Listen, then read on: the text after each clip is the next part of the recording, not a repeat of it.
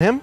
I mean, that's not really nice. We are neighbors and friends. And yeah, we are. And I'm just keeping him on his toes because, you know... All right, well, I'm going to keep you on your toes because there's been a pick. And we talked about this. We said this should be banned all the time. Yeah, they've snapped it up. They got the Shadow Fiend. Very nice. Shadow Demon, sorry. Thank you. Slip of the tongue. You know, there are multiple shadows in real life in the game. It's confusing. Did you ever confuse your shadow for someone else's? Like a dog? It's pretty unique, so... It's a pretty hard one. Maybe if I stand next to someone, then the shadows combine. But... Do you think that Iceberg has ever confused his shadows with Pikachu's? The twin reference. I can't remember what they look like in terms of twins. Well, how twin are they? Quite similar. I know they are like twin, but are they similar. like spitting image twins? I think so, but okay. I think maybe one of them's a bit more bulked. Oh, I think that's Iceberg. I think that's Iceberg. Yeah, Iceberg because he was a bot. Is he the one with like the full sleeve of tattoos? Yes. What was the tournament? That was their standout tournament, which made him like everyone go, oh, this could, yeah, he could be the guy because like it's like that's the best thing I think about those tournaments when you have a team that comes into it and they have that energy and passion that you don't always see from like the top teams because they're like used to that level, right? Looks like HellRaisers are passionate for the same thing. Yeah, why not? Like, if you look at the bans as well, it's the same type of bans that you got coming in. Like, you got no Coddle, no Void Spirit, no Timbersaw. It's okay. So what's our B plan? And this Weaver DP is very strong. But you can see from having the Shadow Demon and the Centaur, they do have soft ways to deal with this type of lineup. They've got this the save. They got the Stampede to get out of there. They got disruption. And they got a way of setting up on the kill. You know, if you actually get onto this Weaver, it's going to be pretty much a free kill. And it's a strong lane. You can flex the Shadow Demon between 4 and 5 right now. Yeah, I like it. It's stuns, to be clear. It's not a push strat with no diversity. And also this combo of Shadow Demon Centaur gives a lot of burst, right? Earlier, when there was no retaliate, when you would max the double edge, it would be like a super combo where you just disrupt, soul catcher, and then stun into double edge, and someone just dies. So there's going to be some burst damage later on. My only fear is FlyToMoon are very susceptible to HellRaisers just picking like Oracle, and then you have this like super tanky DP with potentially this Weaver Ags and the save of an Oracle. In terms of laning phase, Centaur isn't going to have too much fun because if you can just purge off the retaliate. And you have this big save against any disrupt initiation, if they do that start of initiation. But yeah, I feel like this is a clear Oracle pick, to be honest. The only thing then HellRaisers lack is the lockdown. But then again, if the DP is just in front, you don't really care because they can't go through it. So to me, it should be a clear Oracle pick for HellRaisers if they want to go that route. Maybe they want to go for like a lineup that can actually kill someone and initiate. For sure. But still, Oracle against Centaur in lane is just way too good. Yeah, looks like the PL has been banned out. Feels like the Illusion Heroes, their time is starting to pass, right? We saw, especially for CIS, there was a obsession, I think would be the word, with Naga in the past. Yeah. Do you think that's a hero that's just not viable, it's too slow with the current patch? It just needs, like those Illusions Hero, they're so reliant on items. And it's around about like that sweet spot of like 8 to 9k net worth that means you can take a fight. Compared to these other heroes that with one item, maybe a couple levels, can make that TP rotation. But these Illusion heroes, they're reliant on access to their own jungle, access to a decent laning phase, and then transitioning from that into then momentum. But you can see how teams are just diving towers, moving swiftly throughout jungle, utilizing that 10-minute wave, taking away that early tier 1. Like, it's hard to enable them. But you can very easily draft around that, get those defensive supports, and suddenly now you're in a really good spot. Okay, they go for a Tusk. Good defensive support, right? I think we talked about Tusk before and how it works better as a reactionary hero when you're pressured on the lanes. I think it's 50-50. It depends on the type of game that you're playing. If you can move around the map and you can just go from kill to kill, it's very easy to be that full-on aggressor. You set the tempo, and you can just turn it into an absolute slugfest. You can, of course, also play pretty passive. You can just drag waves and then TP rotate to then turn a fight around. But in this type of game, I see this Tusk as a soft save to snowball. You have the potential of, let's say they initiate with a Centaur, you can then obviously snowball, save them from that. And also, with Stampede, shards is pretty highly rated because if they're stampeding away, you then shards them in, then you snowball, and you punch him. Like, you've now pretty much mitigated the entirety of that one Stampede on a hero, and you can pretty much kill him. So I think, yeah, it's just a nice reaction pick that gives you the ability to be aggressive and defensive. Yeah, you just put your snowball next to the disruption as well in the early stages of the game. Yeah. That's actually one of the ways that you can like get away from the stun. Plus, it's really good with the Weaver. We saw Phonic on the Weaver last time, so if it's an offlane Weaver or a carry Weaver, they actually do quite a lot of damage together. Ooh, okay. This has been being ignored a FlyToMoon are lot. setting themselves up just for the IO gyro. I think at this point, I think in terms of CIS IO, it's the we go for solid opening into then IO gyro. That's nice, simple, but. If we look, this is where HellRaisers, they have to decide what's happening, because I think with this task pick, they're flexing the so they're going so Morphling to cover themselves from the gyro. Yeah. They can still very much go gyro, but the key thing to note here is I think this is very much a Weaver flex between offlane and carry. The DP is 5 and the Tusk is then their 4. They are then going to be picking the mid or carry last, depending on what they see. But this is going to be, I believe, most likely them with Pushka on DP. Unless there's some god tier position 5 that they can whip out at the end. Again, it could be, for example, like the Wyvern. But Well, they go a different way. Didn't want to give over the flat cannon. Yeah, because of the Morphling, they then have to adjust their IO pick and go for Slark. My only concern is Slark is kind of a little bit flat in the meta right now, where It's slow, right? it has to go from kill to kill. Even if you get kills, you don't really transition into tower taking ability. FlyToMoon right now, they don't actually have any way to really hit towers. Of course, you have Centaur Retaliate, can then probably chunk through them. But for now, it's very much HellRaisers have the decent time. They can move to objective pretty easily, and this Morphling will blow up these supports quite cleanly throughout the entire game. And it's just hard to see the Slark truly pop off. But IO Slark is a very strong lane. So. And this is one of those games that the Slark can actually do really well, because they have no lockdown for him, right? No. He has a Stampede to get away. He has an IO to heal him, right? So to me, this is as good as it gets for a Slark game, right? So if he gets an early defusal, he can actually snowball quite a lot out of control. And this is more type of draft that I would like to see from FlyToMoon. They're also leaving their last pick for Iceberg. That's also something I like. I feel like he needs to get that solid matchup in mid, and then just from there start making plays for his team. If we see yesterday, I think we've seen a Slark. He actually came to fights quite early. I feel like you can do that. Yeah, he was pretty farmed as well on that Slark on Nico Baby. The issue was he was farmed, but the rest of his team wasn't, and they'd lost all map control at that point. I think, but that's my only concern really with FlyToMoon is, even though it's a good Slark game, like you just mentioned, and the fact that he should have a decent enough time in lane, he's going to want to run around and fight, but who's he killing heroes with? You've got very defensive supports in terms of SD and IO. True. Centaur, if he's going to have to maybe go for a utility, maybe an early blink, but then you compare that to HellRaisers, and they've got this ability to move to an objective, take towers quite easily. Morphling is deceptively strong early on, where you have double Wraithband, Morbid Mask +1, and suddenly you're a very strong hero as well. So sure, it's a good Slark game, but he doesn't have a team right now to truly push his damage into a fight. I like that point as well, and you can also leave a Weaver against the Slark in the Nio lane and have Tusk with the Morphling laning and just destroying this Centaur and the Shadow Demon, and Io is not really a hero that can help you with that, so I can see that. So I can see the Slark having a good game, but them just destroying the other heroes, and then Slark just not being able to do much. What if FlyToMoon need in their draft still? Because HellRaisers did ban out the Shrek in the final phase, which seems like a decent pick. It is an Iceberg type hero. If they can take towers, they're in a very strong position. I believe DK is already banned out most likely. I can't remember the first bans, I won't know. You don't go for DK against DP though. Could you see something like You don't go for DK it's a draw against lane, DP. right? Sure, kind of like this. Oh, you mean in terms of laning? I'm assuming it's a 5 DP. That's why, Oh yeah. they go for a Lina. Okay, so this can chunk down towers slowly to some It degree. gives you another stun. It gives you that explosive potential against the Morphling, sorry. So if he ever does get aggressive, you get the LSA, suddenly, Lagooned him. It's a setup with the SD. You get the disruption into LSA, so that you have that gank potential from SDs that they normally lack.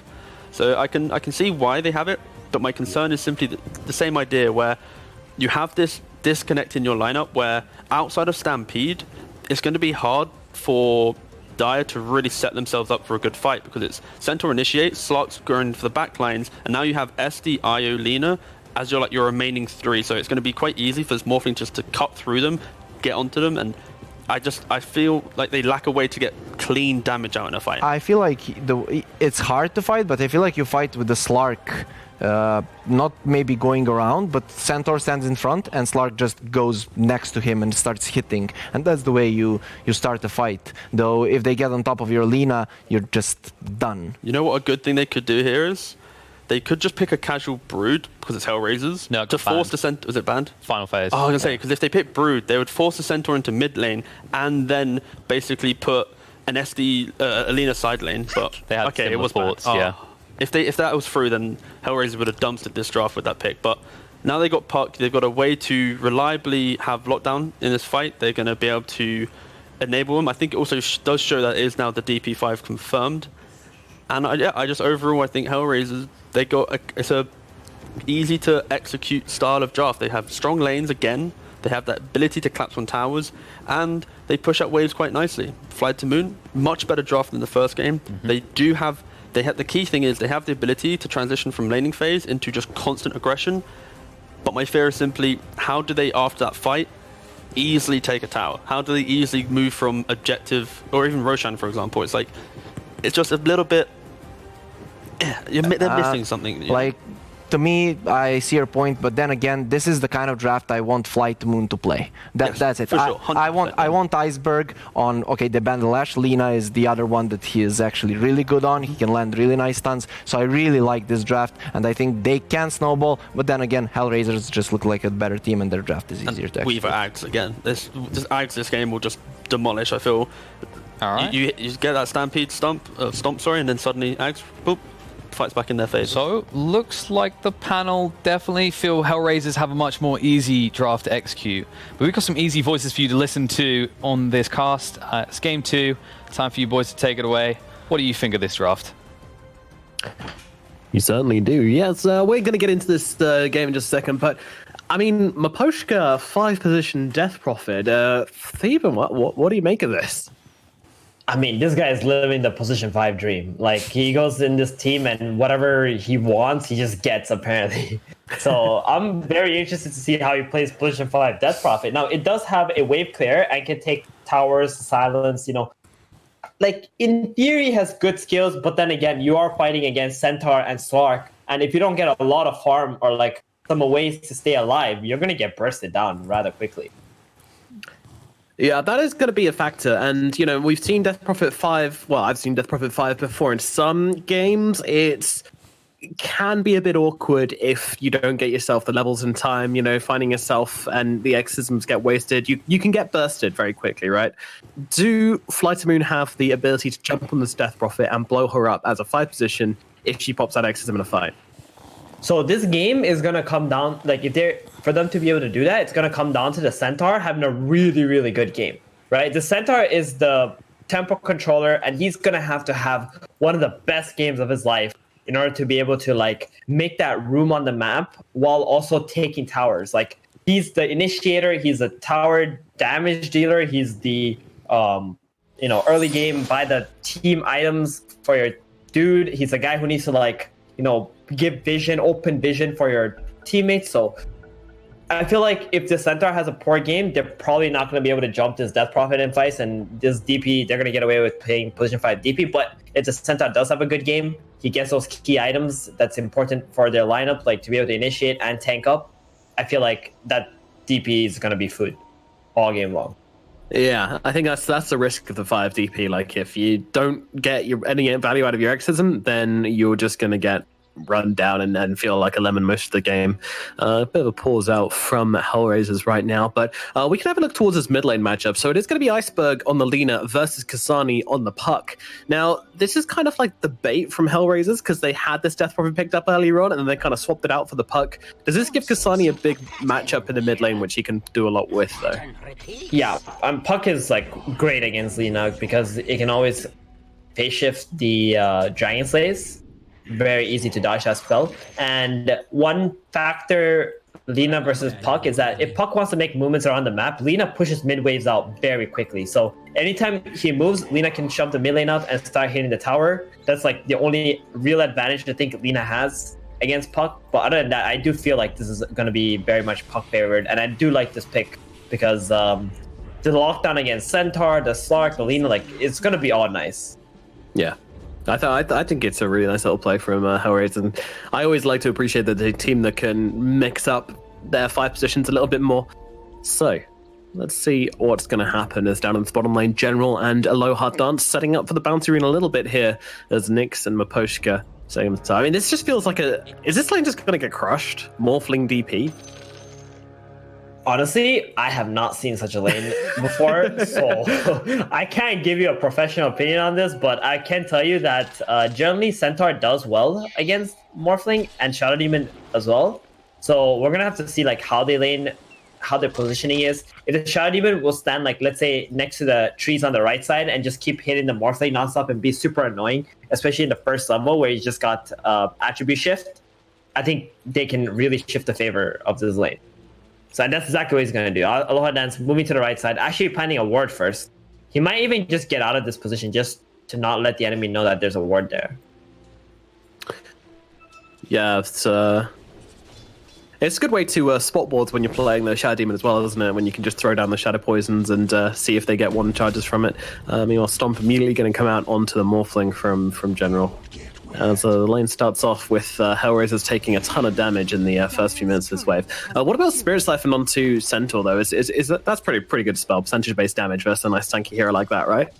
Yeah, for sure. It's going to be nice, but I think hitting the Centaur when he has Retaliate passive upgraded, like it's going to be very, very scary there. Yeah, probably will be. Middle lane, Iceberg going to start off with a little bit of advantage, but still very early on and hard to say who's going to come out on top. I mean, up in the top lane, the V2 always want to fly on the Slark and the Io versus Funnick on his Weaver once again, and Roger on the Tusk. Hopefully we see something coming out from Roger this game a little bit early on. I'm hoping for some nice big rotations from him. Last game, he was farming an awful lot, had a couple of deaths on that Wyvern, but overall had a Courier. yeah, that's Funnick's Courier. Going down to V2 there, a little bit of miss micro, I think, from Mr. Moonlord. Yeah, I was really thinking that this game, Roger was going to start bottom lane and play in a tri lane and let the Weaver just solo top. But I think they really don't want to give this Slark like complete free farm because Weaver alone is not going to be able to fight off two heroes, especially when they have a sentry at the start of the lane. But Tusk, his effectiveness does fall off quite a bit when he's not playing with the other support. So we're going to see how that goes. And mid lane looks a little bit favored for Iceberg right now. Kasani did have to bring a flask out, and he brought another flask out again. Iceberg doing very well in his first levels, at least. Yeah, it's being really annoying to Kasani. Harassing him with those right clicks without a huge range of his. Quite frustrating for the Puck right now. But I'm sure as the levels come through, Puck will start doing more and more damage. And I mean, I kind of just see this as an even lane, but Lina always wants to be winning her lanes, right? That's what the hero is picked for.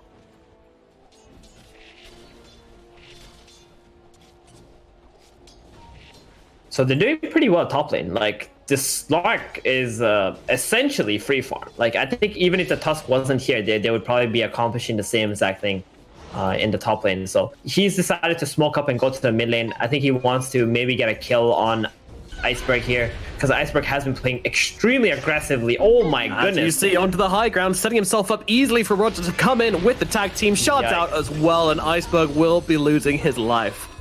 Wow, that was a really good timing rotation from Roger there. The moment he stepped on that high ground, there's just a Tusk there, and Iceberg realizes that he is screwed.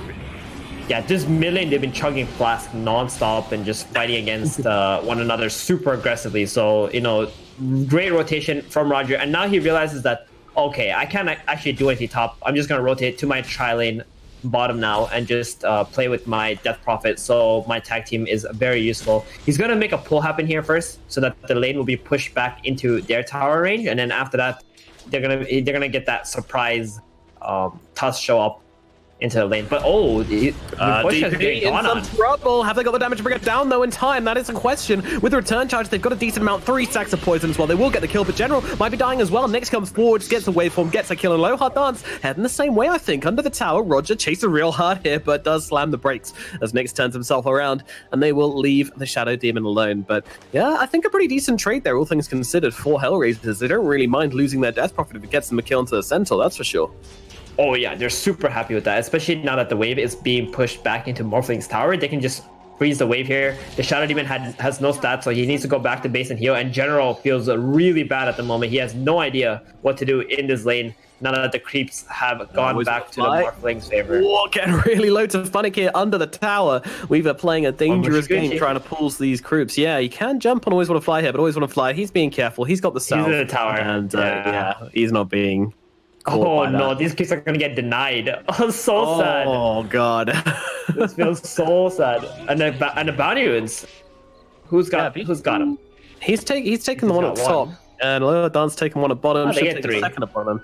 Yeah, I'm a little bit surprised Vichun didn't just run in for the other one, but I guess there's the danger of the puck showing up, so... Yeah, he doesn't want to get messed up by the puck and lose all his regen, and on top of that, there's a huge creep wave following him too, and then he really wants to just balance his creep wave out. Like, this Slark, all he has to do right now is free farm, right? That's his one job. Get faster farm than the enemy carry, and then be able to, you know, get those timings so he can rotate around the map. Sensible.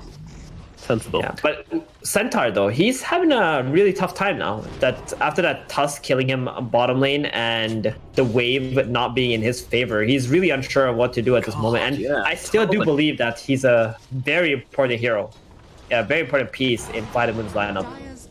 They gotta get him enabled somehow. Yeah, he's got to find a game out of something here, but right now that does not look like it's being the case. Roger? Oh, he's looking at the IO. Yeah. He's got a ward. He's just like running around in the enemy jungle. Look, it almost looked like he was gonna die to the Lina, but Lina went for the rune. Yeah, she's in a similar position to the Slark. Iceberg just kind of wants to farm. Like there's no point in him going chasing a Tusk around the jungle for a pretty low value kill. Right. Pops the DD here just to get some extra pressure in with that catapult wave as well. A pretty sleepy laning phase, all things considered. Only 3 kills on the board so far, but neither team really pushing a huge advantage here. I definitely think FlyToMoon have come out pretty well from this due to their Slark and their Lina doing so well. But yeah, there is that big X factor for poor old General, who you said you wanted to see do well in this laning phase and is getting absolutely nothing. But Iceberg is actually doing extremely well in the mid lane. Like I'm so surprised by like how well he's doing in his mid lane. And what did I tell you? Put him in an unfavorable matchup, and Iceberg's going to come through. Yeah, this guy is a beast right here. I mean, they got like very similar to Nice, but he's got like 10 more lasts. He even stole a double damage away from a Puck Tusk. Top lane though. Ooh, Vitun. He's in some trouble. In comes those shots, but he's got good. those pounces to get himself out.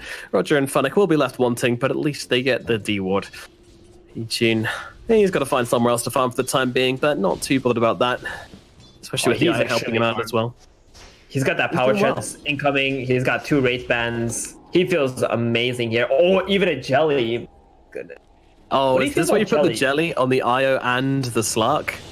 And then Slark essentially has 2 jellies. Good, right? Nice pounce here onto the Weaver, and they've got their dust onto him as well. Funnick, though, he's got the time-lapse, so not really under any danger here. They just want to harass him out, maybe get the time-lapse out of him, but that's not going to happen for now.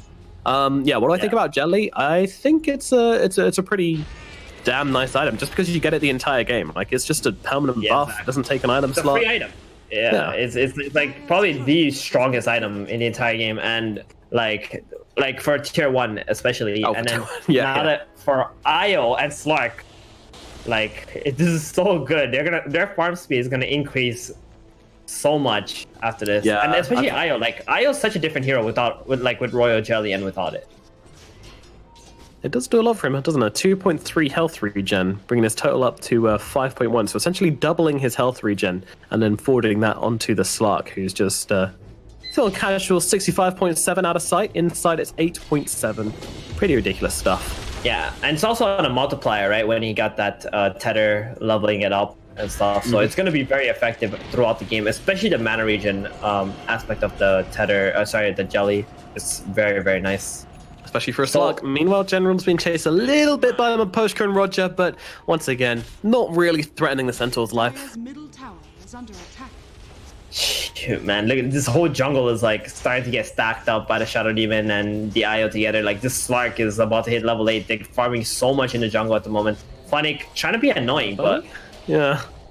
He's going in for this one, trying to get a bit of damage off onto Always Wanna Fly here. They've popped down the sentry, but meanwhile, over in the middle lane, they kill off Pushka. Iceberg just dropping the Laguna Blade onto that Death Prophet. You know, Fnatic, he's done. He's fed up. Meanwhile, Iceberg. In comes Iceberg. Yeah, he's missing actually the Light Striker Ray, trying to run around inside this coil and doing a good job of it actually. Because Tani with the TP's coming on over, he needs to get himself out and will all of himself to safety. So should be okay for now. But yeah, a Dude, pretty. Iceberg, the balls on this man. Holy smokes, he's not afraid of anything. Like, Pusher casually just walked into the ward and just like died to Iceberg there. And after that, he just like didn't care. There was a Tusk and a puck in his lane. He was General. He might be out of options this time around. The science is out onto him. The Yikes. magic nukes from Kasani, and that is a dead center. So they finally get something, and they secure themselves a bouncer in the process as well. They're gonna get 3 bounties here on HR. Or is that 4 bounties? Oh, that's actually 4 bounties. Yeah, and I think Roger's leaving that one for his teammate. But yeah, once they pick that one up, that's going to be all 4 going the way of HellRaisers, unless Iceberg goes for an invasion here, which I think is unlikely. They just want to leave it. And there goes all the advantage that FlyToMoon was building up just from the center kill and the 4 bounty runes that they're about to take. But it doesn't really matter that much, I think. Like, VTune, his farm... I think like what they're focused on is just making sure that VTune doesn't get like underfarmed. Like they just want him to get that timed, like well-timed diffusal blade and kind of just snowball in one fight by getting a bunch of essence shift stacks. So I think like them losing these bounty runes are not too concerning. But this is where HR I feel like starts to shine when the catapults come out. And they're really good at like making the right rotations around the map to get the early advantage on the map control. Yeah, and look at this already at mid, putting out the shards onto Shadow Demon here, but he's a little bit too far away. And now actually, Sensoralty comes out, but they won't be able to get the stun out onto the Tusk because he has got that snowball. But unfortunately, he snowballed himself under a tower here, and Iceberg should be able to lay the lockdown onto Roger here, grab that kill. Meanwhile, though, VTune chasing forwards onto Pushka. They'll get that kill as well. Down goes the Death Prophet, making it 2. And all of a sudden, Kasani finds himself all alone in this middle lane as his teammates have been picked off one by one. Yeah, this is the kind of things that you don't want happening when you're fighting against Slark. When he TPs into a fight, he defends the tower, also gets a kill. Like, things are starting to get a little scary, I would say, for HellRaisers here because of the rate that the Slark is farming at and the kills that he's picking up, or like the pressure he's able to put on the map. Iceberg gonna defend top lane. You really don't normally see Lina teleport into the top lane like that, but he actually opted to go for a boost of travels early into this game. Oh, this is Iceberg though. Like, this man loves movement speed more than anything else in the world. Like, he is just movement speed obsessed. I've seen him carry a faded brooch through to like the 40th minute of the game because he didn't want to replace it because of that movement speed. Jeez. Oh, jump forward! He's done funny. Finds the stun, finds the kill. A beautiful little sentry there, and Iceberg just grabbing himself a freebie. That's what we like. He pretended like he did not see him at all, and again, oh, Roger! Did you see that? He dodged the light strike right. That's not going to matter. He's still going to die, but still a pretty sick play. And Kasani trying to get busy on Iceberg, but he realizes that if he does stay for that kill, he's going to be trading his life for it. So decides to play it safe, get himself back. VTune's going to stick around to clear out these creeps, maybe put some pressure on the tower. But with Kasani coming forwards here, she's doing a decent amount of damage to the Slug here, but Slug does have that ultimate and 20 wand charges, so is plentiful on HP. Yeah, he's getting very, very close to finish that defusal too. We should mention the Morphling's farm as well. Like, he's doing extremely well in this game. He doesn't have an IO to help him boost his farm, but he is getting really close to Eagle Slam, Ethereal Blade. I think it's a good item choice this game, especially since you want to burst the Shadow Demon and the IO at the start of the fights. So that's nice. And you can also protect yourself from the Slark too, because he's going to get Diffusal, he's going to jump the Morph, and then you can just either Ghost Scepter or Ethereal yourself so that the Slark can't hit you. Just buy a little bit of time in the fight for the proper positioning. It's slightly risky when there's a Lina with Laguna Blade in the game, but yes, still most of the time going to be pretty good. But you don't want to set yourself up for a damage amped Laguna, that's for sure. What is it, like 40% extra magic damage? It's a lot. Yeah. And oh, Shadow Demon top, Aloha Dance. Is he gonna get killed off here? No. Oh, never mind. They try to glyph the creeps so that so that Iceberg could TP on top, but the creep died too quickly. They're jumping at mid though. In comes a coil out onto General here, but General, he's pretty tanky, but the snowball coming on through. Now they've got the tag team for the extra bit of damage, and General is going to lose his life in this middle lane. VP looking for some revenge. Nice dodge out from Kasani though, dodging out the pounce and now running himself away. He's got himself another phase shift in 1 second, and then the silence, and then the orb. So I think he's going to be okay here. Very hard for VP to finish this one off. Jump down to the hill. Aloha Dance trying to drop the ultimate onto him, trying to drop the disruption or something onto him, but it doesn't really matter. Kasani's going to get killed off all the same. See you later, my friend. That is Roger too. Oh, this is the wrong neighborhood to be hanging out in. Tries to make some plays with the charts. Meanwhile, Funnick, he's going in deep for this one. There, Moonlord, he's looking for some action, but unfortunately, the only action he's going to find, well, okay, does kill Iceberg, so probably worth it here, but will trade his life. And that is a lot of blood in the middle lane, flowing down the river right now. And yeah, I think Vladimir's favor. Iceberg is kind of mad there because Aloha Dance didn't disrupt the Weaver instead and save him. Yeah. But I mean, these are a lot of really good kills going the way of FlyToMoon here. This Slark is snowballing a lot. He's got that Diffusal Blade now, 2-0-3. I think this hunt is never going to end from V2 and always want to fly. Just going to keep following him around. They got so much HP and mana regen thanks to the Royal Jellies. So many good stats as well. It's going to be interesting to see how like HellRaisers are going to try to fight back into this, especially since Funnick, like, I don't feel like he's having that good of a game. He's only got this Spear Vessel at the moment. Might be forced to use this time lapse here. Yeah, we'll do so. Spear Vessel 15 minutes when you're playing with a Morphling. Oh, Aloha Dance is going to lose his life deep up in the top lane. Next to Pushka, find that one. Yeah, I guess it's not that bad. Like, it's enough HP. No, he has not used that yet, I believe. But, I mean, he probably hasn't been level 6 for a very long time in this game. True. Oh, mid lane. Kasani. Yeah, he's okay. Or back. General doesn't fancy popping the Olim and trying to go for that one, especially with the Sun still available on Sug, but they're going to throw down the coil onto the Slark here, but Slark going to easily purge that one up, but unfortunately the IO is going to get picked up on the backlines instead. And now we have an ultimate from the Pushka? Question mark? We just want to fly by and back into this one. V-Tune, he's just sitting on the front lines here, not afraid of anything, it seems. And oh my goodness, Pushka! Nice exorcism, bro. Say FlyToMoon as they just completely wipe the floor with this DP. And V-Tune looking forward for more here, but unfortunately he doesn't have any charges, or doesn't have the cooldown, sorry, on the Diffusal Blade. Charges? Jesus, what meta is this? Do you remember the days of Diffusal Blade charges? Yeah, those good times. We used to kill Golden for some reason. Aloha Dance too. That's a pretty big pickup. Nice item to get at this timing in the game. He's going to be able to protect someone who gets maybe E-bladed or Tusk snowballed on. This Morphling is getting really close, like 400 gold off almost. The E-blade. Oh, if he dies now. If he dies now. This could be really bad. Pretty damn tasty. Can they find him? In comes the banishment. Iceberg's here, setting up. He doesn't have the light strike array on cooldown though, so he's definitely going to get the strength morph off, but can they get it through him anyway? It looks like they have got the damage. See you later, Nyx. Where is your ethereal blade now? It's a long, long way off. That hurts. Yeah, that really does hurt. And Roger gonna get spotted out here too through the smoke. And another great shots though from Roger. That's gonna help him stay alive a little bit longer. Iceball coming in as well, but unfortunately the snowball not gonna make much of a difference. Just delaying the inevitable as Roger is gonna get his cheese grated in the river regardless. V-Tune, again, they're just finding them snowball here. Like V-Tune is so hungry. Look at this dive! Oh, nearly connecting onto Kasani there. So close. They're not done still, but Kasani has the blink. He's got the orb. He's a very tricky customer. They're just running. They're not allowing any space for anyone on HellRaiser's side. Pushka gonna just TP out in the fog. Just like that. Wow. You know what's really nice about this IO Star combo as well? Like, IO can always just deward everything, and he can collect a lot of gold because like the Sark will always tell them if they see him, right? So that's really nice as well because he always got like a support following you and dewarding everything for you as well.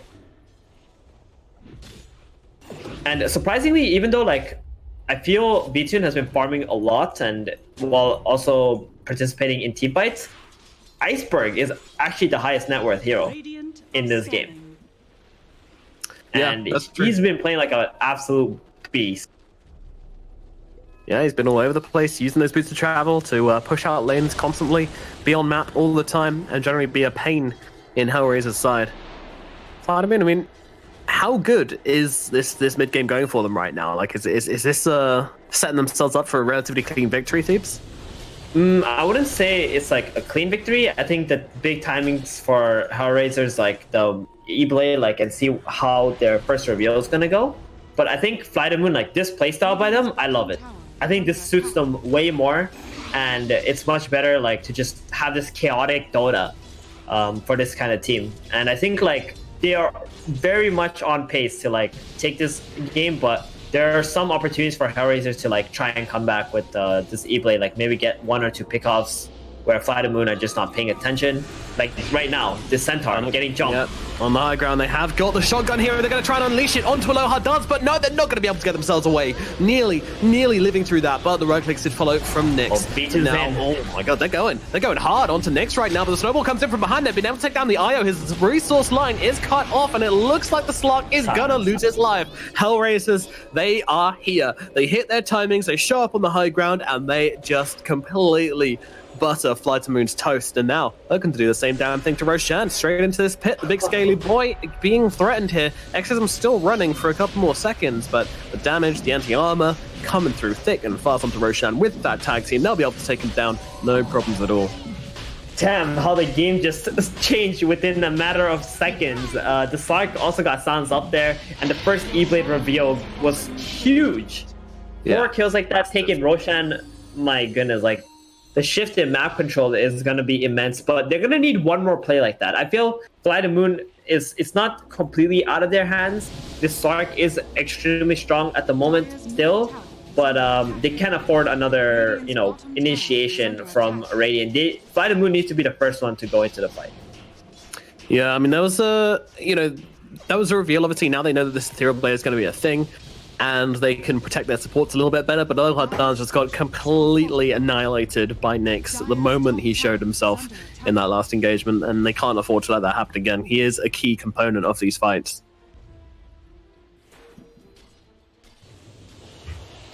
But yeah, I mean, great targeting as well, just taking down the Shadow Demon, then moving over towards the IO, beautifully orchestrated. Yeah, their priority is very simple, right? Just kill the supports off, or if they can get the Lina, that'll be nice, but killing the supports off, like, these are the heroes that are saving the cores and healing them up, and they just create so much chaos in the fight.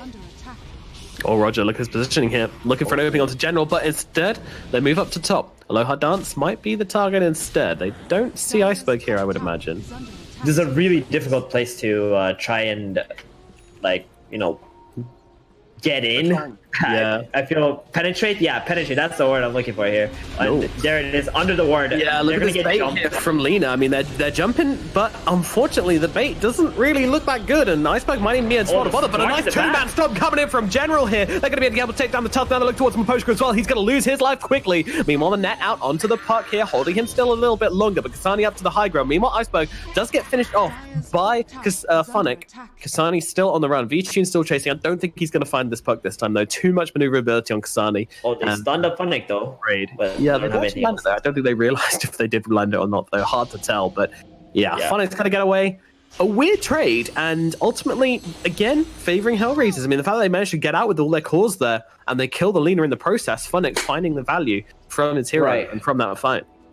I mean, to be honest, I thought that fight was going to be way worse for FlyToMoon. Like, I thought they were going to get 3 or 4 heroes killed off, but because the IO and the Sark came in the back with the double damage, they were able to kill off the supports and put pressure on the Morph. Also, the Morphling did lose his Aegis, so they don't have that advantage anymore.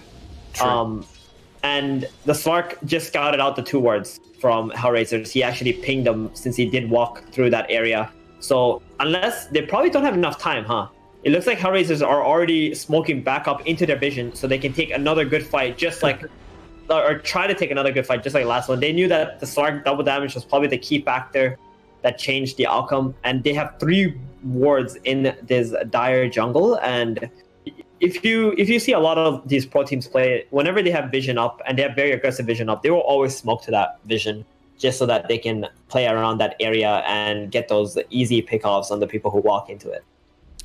Yeah, I mean, that's a big threat, isn't it? Like, just completely painting the enemy jungle with the vision here. But, you know, they're responding correctly on FlyToMoon, just playing the other side of the map. Unfortunately, they're not really pushing the lanes very hard, and they should have some trouble here if HellRaisers stick around. But they're pinging out. Oh, Aloha Dance. Aloha Dance. God, In the ward. He's gone. No way he's surviving through this one. See you later, my friend. That's the power of vision and playing around your vision. Getting that pick off now that it's going to be 4 versus 5. HellRaisers are going to feel a lot more comfortable pushing the lanes out and being able to connect to their cores. They know they're always going to be able to outnumber FlyToMoon no matter where they're going to be. But the IO Slark, though, he has no fear. This Slark has no fear. He's got that Manta complete. This is his timing at the moment. Trying to look for some heroes to hunt. Yeah, look at this guy. He's just throwing in the net. Maposhka's going to be the next target. She pops that ultimate, but Kastani going to stop the run away here with the coil. They can't do anything. The IO's just going to get lost immediately. Slark going to pop the ultimate and snap that coil. He needs to find a way out of this fight, but I'm not sure there is one. He's just walking into more vision. Nick's on top of him, stealing the Slark fall, blowing him up, and Peachy's going to go down as well. 2 heroes easily dispatched by HellRaisers. I do not know why HellRaisers wanted to, why FlyToMoon wanted to move in there, but they move into the, like, just completely. It's HellRaisers territory. You can't. There's only one like answer. Exactly. You really cannot. And there's only one answer to that. B-Tune was just really feeling himself. He's got the Manta completed, and he's like, yo, I am invincible. I go in. But to be honest, it would be a good play if he caught the heroes right away. But the way that he was searching for the supports, he was overextending in the fight. So when you overextend, you also expose all your backline heroes like the IO, the Lina, the Centaur, and then they easily got that nice coil onto both the IO and the Slark. DP popped their ultimate, and then it was just impossible for them to team fight anymore. Really was, yeah. And, well, tier 3 items now going to drop, and we have a Titan Sliver and a Fairy Fire on the side of HellRaisers, so I'm sure the Morphling will be grabbing up that Titan Sliver. Do you know how sad it is to get Fairy Fire? Like, it must be the most triggering item to pick up in the game. Like a Fairy Fire. Like, maybe it's usable on IO, I guess. Like, you can. Yeah. It sounds alright on Maybe? IO. Everyone, that burst heal's got to be value, but yeah, on everyone else, you're like, oh, great, I got 35 damage and a cute little heal. Morphling, though, he's just finished off this Lincoln Sphere, so got his aggressive item in the Ethereal Blade, got his defensive item in the Lincoln Sphere, got a double damage rune as well, although Iceberg, he's baiting for it. Nick's going to be seen here. He does pick up that double damage. They need to blow him up quickly. The good blade comes out, but he's going to be absolutely fine. Nyx gets himself out. Are they going to actually come through there? Was it blocked? I'm not too sure. Meanwhile, though, Nyx is still going to get jumped on here. He's not out of the woods yet. Slark's still on top of him for the time being. Disruption's actually going to come out, which is helping him out somewhat. I'm not sure about that one, Aloha Dance. They actually give him the other space he needs to escape from the fight. IO is fine. Meanwhile, Iceberg might well not be, although he's trying to lay the damage down onto Pushka and will be successful in getting that kill. Now they turn over towards Kasani, gets caught out by General, and that's another kill going the way of FlyToMoon. They find themselves the big turnaround fight, which they've been searching for such a long time now, and that is going to be a good one. Not getting the Morphling, important to note, but very, very so close. huge. Because they got the puck, right? And the puck is the one who's like non-stop split pushing on this map. So now they're going to have a better chance of hunting more heroes, because the puck is not like constantly getting these waves out and threatening your towers and such. So IO Slark in front of the tier 2 towers now, going to just get this free tower here. It's got 13 stacks of Essence Shift, lots of agility coming out. But 15 seconds left on puck. If they do start a fight here, it could be kind of interesting for HellRaisers, but just going to be a little bit annoying. Oh, it's a right-click puck build. He's gone for the Desolator. He's gone for the phase shift attack. If we do get there, that 25 is going to be very scary, but he's quite underleveled right now at level 16. Yeah, I guess it's pretty good against like Lina, Shadow Demon, and IO, just like getting in the middle of it and just start shooting everybody. Pop. Yeah. I'm into it. There we go. Free tier 1 tower top, and now they're look at the vision from FlyToMoon. They're starting to plant the wards around the top area of the map so they can control their next Roshan. Now it's not going to be up for a little while. HellRaisers, pretty much like going to the opposite end of where FlyToMoon is. They don't want to fight into them straight up, especially since it's nighttime, and Slark has extra night vision that gives him a really good scouting ability. So HellRaisers really just dodging and trying to play into their own vision only. bottom tower is under Yeah, but HellRaisers, they're mirroring the movement here. They're like, okay, you want to push our off lane? We'll push your off lane. And they're going to trade towers, it looks like, although FlyToMoon doing a much more efficient job, so they could come back and defend this one if they want to. There is a TP back on the Centaur and on a low hard dance, so they definitely want to try their best to keep this tower alive. Meanwhile, the IO and the Slark are going to stay, they're going to farm, they're going to see what they can do.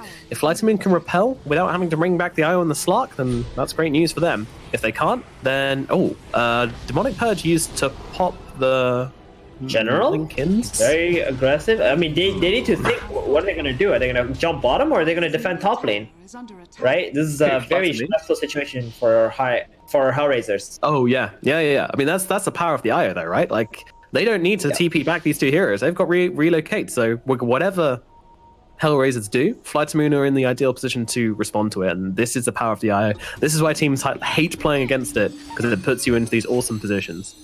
So Outposts are coming out in 30 seconds, so are Bounty Runes, and on top of that, Roshan will also spawn. So this next... God, it's all cooking up at Outpost- 30 minutes. Jesus. Right, so this next fight is going to pretty much make or break the game here Yeah. for one of these teams. If someone held a gun to your head and said, "I'll pull the trigger if you get it wrong," who would you say is going to take the next fight? Oh man, I mean, it's going to be daytime. I mean, I feel like HellRaisers are just outplaying them like by vision, but I do feel like FlyToMoon have better items and like ways to fight. I'm just kind of sad Sark didn't actually opt to go for the Black King bar this game. Like, you don't think he needs it? Dire's bottom tower is No, he's popped his ulti there. I don't know about that one, Chief, but I don't know. I really He don't doesn't know. have But this is ulti. immediately scanned out. Yeah, he doesn't have a... Oh, God. This could be extremely... We'll see how this one breaks out. I just don't know about this. Oh no, you can't do this Roshan without Shadow Dance being no, up. they- There's no way. tower is under Yeah, there's just no way you can do this, especially when you see that everybody on HellRaisers have left the bottom lane. And Even if they had it, I'd kind of be like, well, I don't know if this is the best idea. They do have Yeah. good ulti for Roche. Like they've got a good ulti for Roche. They've got Dream Coil, and Exorcism can be quite useful if Pushka can stay alive for more than 2.5 seconds, which I think is his previous teamfight average lifetime. So I think the Abyssal Blade is kind of nice. I won't deny it. I'm just wondering if he actually really needs a Black King bar right now, because there's a bunch of silences and magic damage that is being thrown around in the fights. And if I am Sark though, I would consider like trying to delay the game until it's nighttime again. Like 35 minutes when it's nighttime again, and you get that, night advantage. It's very, very big. But it looks like FlyToMoon just want to smoke into their vision here. They want to jump this puck. This They could be say a get Ben huge Steven. We want to fight now, but Puck's going to see them on the high ground and immediately try to run himself away. He is out of here, and now FlyToMoon, they will claim this high ground, but going for something might be a bit of a risk. HellRaisers getting themselves out very, very quickly here. They are respecting them, but Weaver does now have this Aghanims finished up. I'm not sure if you've mentioned that yet, but that is also going to be a key in trying to save heroes like this Morphling. I mean, the Morphling becomes so hard to kill at this stage. He's got Lincoln Sphere, Strength Morph, and a Weaver behind him to throw in that Aghanim Scepter. So, about to get Black King bar too. wow. Yeah, the very, very defensive build on the Morph. He just wants to make sure he's alive and get as many Ethereal Blades out as possible in the fights. Yeah. Man, that smoke though, that smoke, they did not let the Centaur lead the way and get the stun out DD. first. I think that was the real Oh, problem DD on there. Morphling. Did they know about this? Where is the That's vision on the huge. Dire? It's not there. They don't see this at all. So this is going to be a complete surprise to them. And this is going to be a Morphling hitting for over 500 damage at a Aloha very, very Dan. quick rate. He's gonna be the one. Oh, he's going to pop the boy. smoke, but they're going to see him inside the pit, though. This is not good. He gets immediately taken out of the equation. DD popped from Nyx, but they're just looking around for more. They're saying they're going to be up on this high ground, but nope, they found Iceberg. Or haven't they? Iceberg pretty quick. He's got himself plenty of movement speed to run away. I think this might be HellRaisers just taking Roche from that pickoff, though. It was a cute idea to try and pop the smoke inside of the Roche pit, but unfortunately, the moment they jump him, there's no response. There is no counterplay. You're just going to lose your Shadow Demon straight away. But you can see FlyToMoon, they are so reluctant to give this one up for free, but they really don't have a choice. The damage is going to be So too great. fast. They're going to try and gift this. I'm not sure. In comes Nyx, just immediately trying to block the IO here. IO is going to lose his life to start off this fight, but Nyx getting to get pretty low as well too. The Slark popping that ultimate and chopping away at him, but General's lost aside from the backlines. Meanwhile, Iceberg trying to find at least the Tusk, but Tusk is fine. He's got the Snowball. running on forwards, actually going to stun up V-Tune. They're jumping back into this fight and maybe looking for the return kill onto Roger. Another great shot from him, but V-Tune just hopping straight the way over. But Pushka's going to be the next target here. Can they get the death profit though? Bionic and Kasane coming in from the side here. Do they have that call? They do not, but they've got a ton of damage to BKB from Lina though. They're going to pop it and blow up Kasane. He buys back into this one, but they've got the Morphling on the sidelines. Do they have the damage to run and punch out? Everything being thrown. The whole kitchen sink. The way of the Morphling. Do they have anything? They don't even have a time lapse to keep him alive. Nyx is going to lose his life. FlyToMoon. They dig deep and they find at the very bottom of the pit a victory in this fight. Maybe. It's still going on right now as Puck's causing quite a lot of concern in the backlines along with Bionic here. These two elusive heroes being a pain in the ass. Meanwhile, Pushka fighting into Iceberg here and he might actually win this one. Oh my goodness, he takes him down and Vichu's dead as well to Bionic. They've actually turned this one. Iceberg way too soon as they're going to bring down Aloha Dance as well. He goes AFK in the trees. Kasane pinging out Roshan, desperately saying, get in here, boys. We might not have our Morphling, but we can take down this Roche without him. But they are actually looking for further kills here. Maybe they don't actually go into this Roshan. They don't have Exorcism at the very least. They're looking for General instead. They might grab him here. He's got a blink, but he's going to get the Spirit Vessel thrown onto him, so no chance of getting that one out. Silenced up as well. No stomp for you. General just going to get surrounded, kited, and killed. A sad and somewhat unnecessary death there for General. Damn, we were thinking that FlyToMoon was going to take that fight by a storm, right? I called it. Storm had like 90 something agility. But HellRaisers though, like with the Weaver and the Puck just like non-stop chucking out spells there was a really nice vessel onto the Slark. The Weaver, Funnick was able to hunt them down and kill them out. And I mean, I think they could have settled for the Morphling and just went straight into the Roshan, but they really thought they had that. I think everybody thought they had that one, but they didn't. Just to point out that, I mean, the physical damage from Weaver onto the Slark in that fight, he did 1,500 total damage to Slark in that fight. That's so much damage done to him. Yeah, considering his build too, right? He's got a Vessel and Aghanim. He's not even building into that physical damage, but it just means that the Slark was just kind of ignoring him. Yeah, and they were just trying going for other targets in the fight. But they failed to, and now Roshan most surely going to go the way of HellRaisers now. And this Morphling just got a whole lot harder to kill. All right, checklist time. So first you got to pop the Lincoln Sphere, then you got to make sure the Weaver can't get out an Aghanim Scepter time lapse on him, then you got to kill him once and take down that Aegis, and then you got a BKB to worry about as well. Ethereal Blade's going to stop a lot of the physical damage coming through, by which time you'll probably have another Lincoln Sphere available, and God knows what else. Plus you've got an entire team behind him to worry about. This is going to be very, very hard. So what you're trying to say is Morphling equals Raid Boss. Yeah, he's reaching that level. I mean, the Slark is still a monster, but this Morphling is just a step beyond now. Yeah, it looks like he's not going for the Abyss. He's going to go for a Scotty now on the Slark. Swapped it up. I kind of like this idea. I think it counts as Morphling pretty well. Now they've added the 35% resistance to healing. That's going to stop his Strength Morph being quite as effective. I don't know how it works with time lapse. I don't think time lapse is affected by that. No, it shouldn't be. Bottom tower has fallen. Got a nice Interesting. courier. I like it though. What do you think about this? I don't know, man. I still think like a BKB would be really nice here, like especially before Radiant got all these like physical damage items. Like the Black Kimber just would have made him so invincible in a lot of situations. But we'll see. Is, like, I mean, you see this Puck, and he's gone for this right-click build, and you're just like, why do I want to build a BKB into right-clicking Puck? But at the same time, you absolutely feel like you have to into the Tusk, surely. But yeah, I mean, he's probably played like hundreds of Star games, and I'm sure he knows much better than me as like what items he should build. So I trust that this is the build that he should go for. But I just can't help but think like, oh, I'm a carry, and I need Black Himbar when I see Ethereal Blade and Puck and Death Prophet silences and stuff. Yeah, of course, the Morphling as well, doing a ton of magic work. But yeah, they're trusting him. I mean, last fight, he just straight up died to Weaver anyway, so it was all right click, mostly physical. It was pretty violent. I feel like he's kind of thinking differently because he always has an eye on him, and he. Oh no, Iceberg on the high ground. They jump him so quickly here. He has got the yours. He's got a BKB as well. Might be okay, but no one next coming on. Damage. Yeah, that is the physical coming in. They're switching top though. They're gonna back up. HellRaisers are gonna back off. There's too many lanes going into their side of the map. Look at Aloha Dance here. I mean, this guy is just such a pain in the ass. In every single game you see him in, every single hero he plays, he is always going to be up your lanes exactly when you don't want him to be.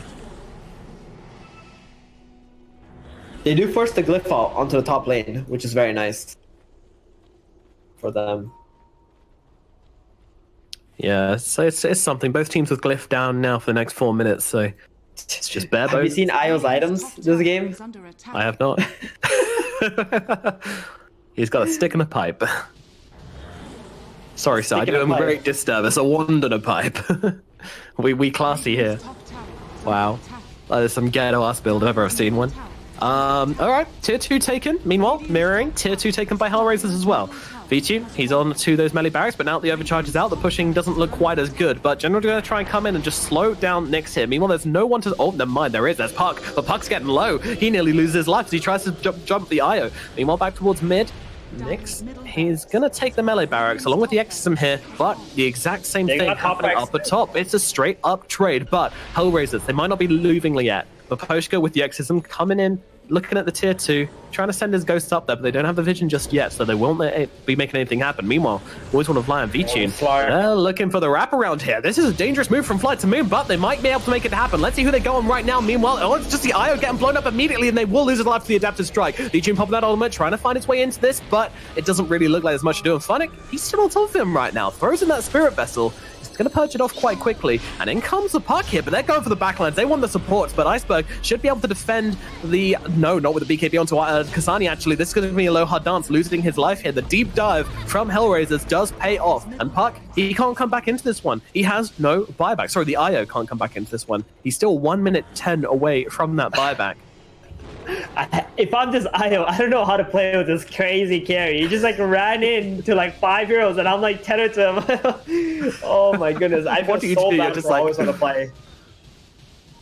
You're just on board Mr. Slark's wild ride, and there's you don't get a say in where it's going. And then you're just dead.